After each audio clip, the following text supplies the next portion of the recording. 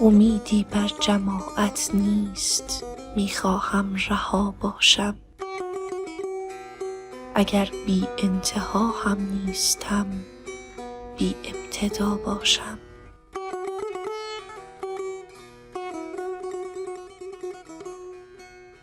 چه میشد بین مردم رد شوی آرام و نامرئی، که مدت هاست میخواهم فقط یک شب خدا باشم.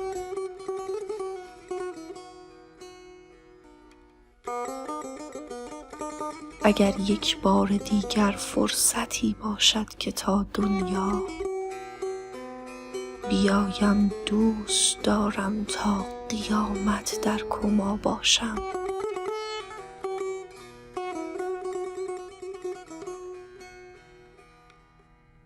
خیابانها پر از دلدار و معشوقان سردرگم، ولی کو آن که پیشش میتوانم بی ریا باشم.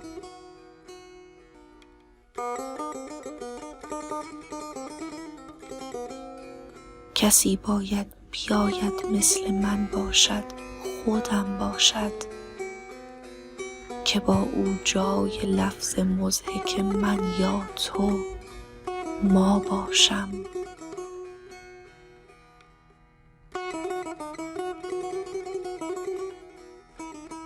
یکی باشد که بعد از سالها نزدیک او بودن، به غافلگیر کردنهای نابش آشنا باشم.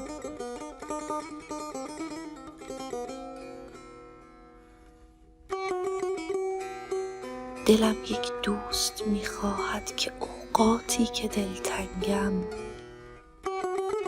بگوید خانه را ول کن، بگو من کی کجا باشم.